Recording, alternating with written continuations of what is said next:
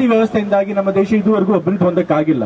ಇದು ಗೊತ್ತಿದ್ರು ಕೂಡ ಇನ್ನೂ ಕೂಡ ಜಾತಿಯನ್ನು ಮುಂದುವರಿಸಿದಾರಲ್ಲ ಈ ಮನುವಾದಿಗಳು, ಇವರಿಗೆ ನಾವು ಧಿಕ್ಕಾರ ಇರಲಿ ಅಂತ ಹೇಳಿ ಈ ಒಂದು ಪ್ರತಿಭಟನೆ ಮೂಲಕ ನಾವು ಅವ್ರಿಗೆ ಸಂದೇಶ ಕೊಡ್ತಾ ಇದ್ದೇವೆ.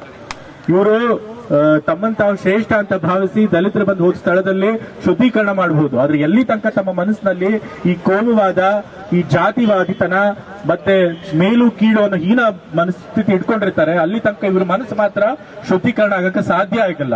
ಎಲ್ಲಿ ತನಕ ಇವರು ಶುದ್ಧಿ ಆಗೋದಿಲ್ವೋ ಅಲ್ಲಿ ತನಕ ಇವ್ರು ಏನೇ ಮಾಡಿದ್ರು ಕೂಡ ಅವ್ರ ಯಾವ ಕೆಲಸಗಳು ಪವಿತ್ರವಾಗಿರಕ್ಕೆ ಸಾಧ್ಯ ಆಗದೇ ಇಲ್ಲ.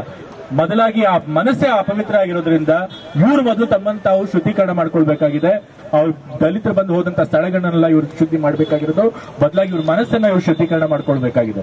ಇವತ್ತು ಇಂಥ ಹೀನ ಮನಸ್ಥಿತಿ ಇರುವಂತಹ ಶ್ರೀರಾಮ ಸೇನೆಯವ್ರನ್ನ ನಾವು ತೀವ್ರವಾಗಿ ಖಂಡಿಸ್ತೇವೆ. ಆದ್ರೆ ಶ್ರೀರಾಮ ಸೇನೆಗೆ ಯಾತಕ್ಕಿಷ್ಟು ಧೈರ್ಯ ಬರುತ್ತೆ ಅಂತಂದ್ರೆ, ಅವರು ಆಡಳಿತ ಪಕ್ಷ ಆಗಿರುವಂತಹ ಬಿಜೆಪಿಯ ಮಾತೃ ಸಂಸ್ಥೆ ಯಾವುದು ಅಂತಂದ್ರೆ RS.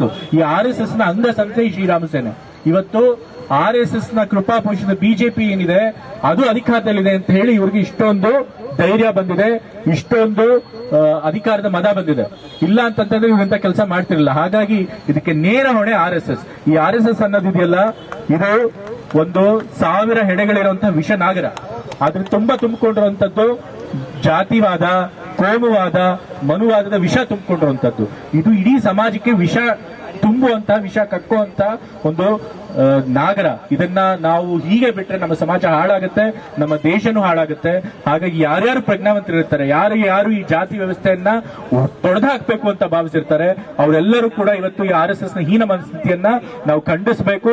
ಅದ್ರ ವಿರುದ್ಧ ನಾವು ಪ್ರತಿಭಟನೆ ಮಾಡಬೇಕು. RSS ಅವರು, ಬಿಜೆಪಿ ಅವರು, ಶ್ರೀರಾಮ ಸೇನೆಯವರು ನಮ್ಮ ಕಾಂಗ್ರೆಸ್ ಪಕ್ಷದ ಅಧ್ಯಕ್ಷರಾದಂತ ಮಲ್ಲಿಕಾರ್ಜುನ್ ಖರ್ಗೆ ಅವರ ಹತ್ರ ಅವರು ಸಾರ್ವಜನಿಕವಾಗಿ ಕ್ಷಮೆ ಕೇಳಲೇಬೇಕು.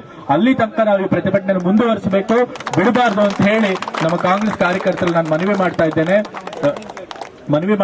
ನಮ್ಮ ಕಾಂಗ್ರೆಸ್ನ ಕಾರ್ಯಕರ್ತರು, ಅದ್ರಿಗೂ ನಮ್ಮ ಮೈಸೂರು ಜಿಲ್ಲಾ ಕಾಂಗ್ರೆಸ್ ಸಮಿತಿಯ ಕಾರ್ಯಕರ್ತರು ಯಾವಾಗಲೂ ಕೂಡ ಈ ರೀತಿ ರಾಷ್ಟ್ರದ ವಿಷಯ ಬಂದಾಗ, ಸಮಾಜದ ಒಳಿತಿನ ವಿಷಯ ಬಂದಾಗ, ಕಾಂಗ್ರೆಸ್ ಪಕ್ಷದ ವಿಷಯ ಬಂದಾಗ ಯಾವಾಗಲೂ ಕೂಡ ನೀವು ಮುಂದೆ ಬಂದು ಹೋರಾಟ ಮಾಡಿದ್ದೀರಿ.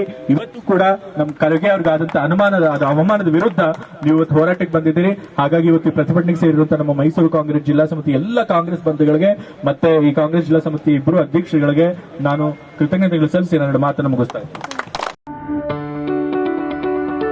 ಯಾವುದೇ ಸುದ್ದಿಯ ಅಪ್ಡೇಟ್ ಅನ್ನ ಮಿಸ್ ಮಾಡ್ಕೊಳ್ಬಾರ್ದು ಅಂದ್ರೆ ಈಗ್ಲೇ ಒನ್ ಇಂಡಿಯಾವನ್ನ ಸಬ್ಸ್ಕ್ರೈಬ್ ಮಾಡಿ. ನಿಮಗೆ ಬೇಕಾದ ಭಾಷೆಯಲ್ಲಿ ಎಲ್ಲಾ ಸುದ್ದಿ ತಿಳಿಬೇಕು ಅಂದ್ರೆ ಒನ್ ಇಂಡಿಯಾ ಆಪ್ ಅನ್ನ ಡೌನ್ಲೋಡ್ ಮಾಡ್ಕೊಳ್ಳಿ.